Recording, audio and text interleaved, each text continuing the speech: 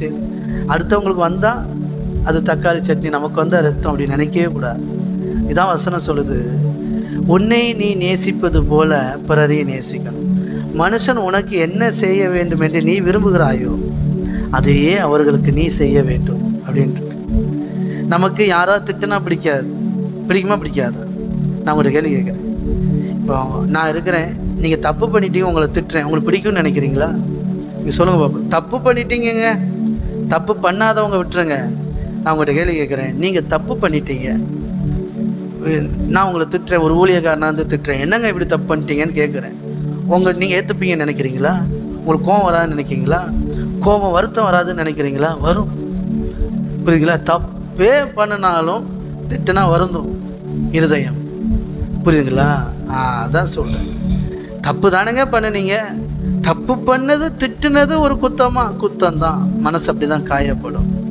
புரியுதுங்களா? அப்போது நம்ம ஒருத்தவங்களை நம்மளை ஒருத்தவங்க திட்டுனா நம்ம தப்பே பண்ணியிருந்தாலும் அவங்க திட்டக்கூடாதுன்னு நினைக்கிறோம், மன்னிக்கணும்னு நினைக்கிறோம். கையை தட்டி. இதெல்லாம் ரொம்ப முக்கியமான சத்தியம். சிலுவையில் இயேசுவை தண்டித்தார்னு பேசுகிறாங்க இல்லையா, அவங்கெல்லாம் இதை கேட்டு மனம் திரும்பணும். புரியுதுங்களா? இயேசு தண்டிக்கிற தேவன் தண்டிக்கிறவராக இருந்தால் இயேசுவை தண்டித்தார் என்றால், சரிங்களா, நீங்கள் மட்டும் ஏன் தண்டனை, அது அவர் என்னுடைய தண்டனை ஏற்றுக்கொண்டார் ஆனால் நான் மன்னிப்பு பெற்றுக்கொண்டேன் அப்படின்னா தேவன்ட்டு ஒரு தண்டிக்கிற கேரக்டர் இருக்கு இல்லையா?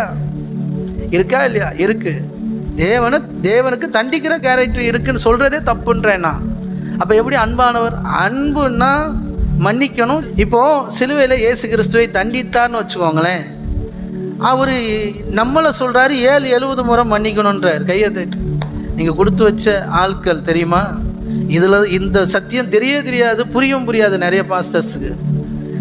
இயேசு கிறிஸ்துவை பிதாவாகிய தேவன் சிலுவையில் தண்டித்தாருன்னா, நீங்கள் இருக்கிறீங்க, உங்களுக்கு புரிகிற மாதிரியே சொல்கிறேன். இப்போது அரையாண்டு தேர்வு வருது, அடுத்து காலாண்டு முடிஞ்சிட்டு. சரி, காலாண்டு தேர்வில் உங்கள் பிள்ளை ஒரு சப்ஜெக்ட் ஃபெயில் ஆகிட்டு, நீங்கள் நேராக போகிறீங்க, சொல்லுது ஃபெயில் ஆகிட்டேன்னு. நீங்கள் பிள்ளைய வந்து திட்டுறீங்க, நல்லா திட்டுறீங்க. அதுதான் தண்டனை. அடிக்கிறது மட்டும் தண்டனை நினச்சிடாதீங்க. திட்டுறீங்க, என்ன இப்படி எடுத்தா எப்படி மார்க் போயிட்டேன் அப்படின்னு திட்டுறீங்க. ஒரு சப்ஜெக்ட் ஃபெயில் ஆகிட்டு அப்படின்னு திட்டுறீங்க. திட்டிட்டு அதுக்கு பிறகு அணைச்சிக்கிட்டு சரி சாரி போட்டு அப்போ மன்னிச்சுட்டு அப்படின்னா ஏற்றுக்க முடியுமா? அந்த பிள்ளை ஏற்றுக்குமா? நீங்கள் எப்போ சொல்லியிருக்கணும்? இந்த மன்னிச்சுட்டேங்கிறத திட்டாமல் சொல்லியிருக்கணும், அடிக்காமல் சொல்லியிருக்கணும். அப்போ பாருங்கள், நம்ம இருக்கிறோம், நம்ம செஞ்ச தப்பு ஒருத்தவங்க தப்புன்னு சொல்கிறாங்க, நம்மளை திட்டுறாங்க, நமக்கு வலிக்குது, நம்ம அதை விரும்புகிறதே இல்லை. புரியுதுங்களா? தப்பு பண்ணிவிட்டு சின்ன பிள்ளையிலேருந்து அப்படி தான் தப்பு பண்ணிவிட்டு என்ன பண்ணுவோம்? ஜோம் பண்ணுவோம். நான் பண்ணியிருக்கிறேன். தப்பு பண்ணிடுவேன், வீட்டில் எங்கள் அம்மா சொல்கிறது கேட்க மாட்டேன், ஜோம் பண்ணு, ஏசப்பா எப்படியாவது என்னை காப்பாற்றுங்க, அடிக்கக்கூடாதுப்பா. எப்படி தப்பு பண்ணிவிட்டு எனக்கு தண்டனை வேண்டான்னு நான் ஜோம் பண்ணுறேன். ஆனால் அடுத்தவன் தப்பு பண்ணிட்டானா மாட்டி விடுவேன். ஏன் அப்படின்னா நம்ம இருதயம் பாருங்கள், இந்த விழுந்து போன பிசாசுனுடைய அந்த இருதயம், அந்த கிரியை என்ன பண்ணுது பாருங்கள், நமக்கு தண்டனை விரும்ப மாட்டோம், ஆனால் அடுத்தவன் தண்டனை பார்த்து ரசிப்போம். பார்த்துருக்கீங்களா? எல்லாருக்குள்ளேயும் இது இருக்கும். இதை கேட்குறவங்களுக்கு அது பாக்கியம் இல்லை. நமக்கு ஒரு வலின்னா அது வலி, ஆனால் அடுத்தவனுக்கு ஒரு வலின்னா நமக்கு சந்தோஷம். இதுதான் பிசாசுடைய கேரக்டர். ஒருத்தங்க ஊழியம் வீழ்ச்சி அடையுதுன்னா மனசுக்குள்ள ஒரு சந்தோஷம் வரும் பாருங்க. நம்ம தெரியாதனமாக பிசாசோட கான்டாக்டில் இருக்கோன்னு அர்த்தம். ஒருத்தர் ஜெயிலுக்கு போனோன்னு இங்கே ஒரு சந்தோஷம் வருது பாருங்க. எனக்கு தெரியும் இவன் கள்ள ஊழியக்காரன்ட்டு. கள்ள ஊழியக்காரனோ நல்ல ஊழியக்காரனோ சாதாரண ஒரு மனுஷன் தானே, எத்தனை புரியுது? நீங்கள் சொல்லலாம், தப்பு பண்ணிவிட்டு அதுக்காக தப்பு பண்ணிவிட்டு கொலை பண்ணிவிட்டு கொள்ளையடிச்சிட்டு கற்பழிச்சிட்டு ஜெயிலுக்கு போகிறவனுக்காகலாம் வருந்த முடியுமா? மன்னிச்சுட்டே இருக்கணுமா அப்படின்னு கேட்கலாம். நான் அதை தான் சொல்ல வரல. ஏசப்பா இப்படி தான் பேசுவார், பார்த்துருக்கீங்களா?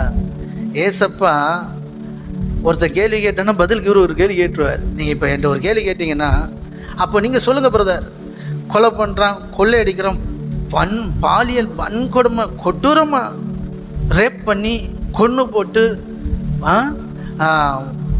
கண்டந்துண்டமாக்கிடுறாங்க, அவங்கள நீங்கள் மன்னிப்பீங்களா அப்படின்னு நீங்கள் கேட்டிங்கன்னா நான் ஒன்றே தான் கேட்பேன். அதே தப்பை நீங்கள் செஞ்சுருந்தா மன்னிப்பு விரும்புவீங்களா, தண்டனை விரும்புவீங்களான்னு கேட்பேன். அதே தவிர நீங்கள் செஞ்சுருந்தா, அறியாமல் செஞ்சிட்டீங்க, போதையில் செஞ்சிட்டீங்க, ஏதோ ஒன்று செஞ்சிட்டீங்க, ஆண்களாக இருந்தால் நீங்கள் அப்படி ஒரு தப்பை செஞ்சுருந்தா நீங்கள் தண்டனை விரும்புவீங்களா, மன்னிப்பு விரும்புவீங்களா சொல்லுங்கள். நீங்களே முடிவு பண்ணிக்காங்க. நான் சொல்லலைன்னு அவசியம் இல்லை, பதில் நீங்களே சொல்லுங்கள், அவ்வளோதான். புரியுதுங்களா?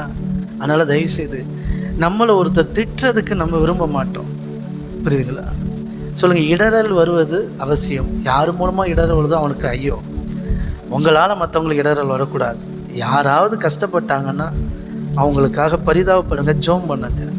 நம்ம அதை தான் செய்ய முடியும். புரியுதுங்களா? ஆனால் சந்தோஷம் மட்டும் பற்றாதீங்க. நாளைக்கு அதே சம்பவம் உங்கள் வீட்டில் நடக்கலாம். புரியுதுங்களா? பயங்காட்டலை. மனுஷன் எதை விதைக்கிறானோ அதை அறுப்பான். நம்ம அப்படிப்பட்ட இருதயம் உள்ளவர்களாக இருக்கக்கூடாது. ஒருத்தர் யாராக இருக்கட்டும், என்ன ஒரு கஷ்டமாக இருக்கட்டும், ஜோம் பண்ணுங்க. புரியுதுங்களா? அதனால் தயவுசெய்து நம்ம ஒருத்தர் திட்டுனா நம்ம விரும்ப மாட்டோம். தப்பே பண்ணியிருந்தாலும் திட்டுனா நம்ம விரும்ப மாட்டோம். இந்த ஒரு தடவை மன்னிச்சிருங்கன்னு தான் கேட்போம். இந்த ஒரு தடவை அடிக்காதீங்கன்னு தான் கேட்போம். அதே தான் அடுத்தவங்களுக்கும் நம்ம நினைக்கணும். அப்போ வசனம் சொல்லுது, உன்னை நேசிப்பது போல பிறரை நேசி. மனுஷன் உனக்கு என்ன செய்ய வேண்டும் என்று நீ விரும்புகிறாயோ அதையே நீ செய்யணும்.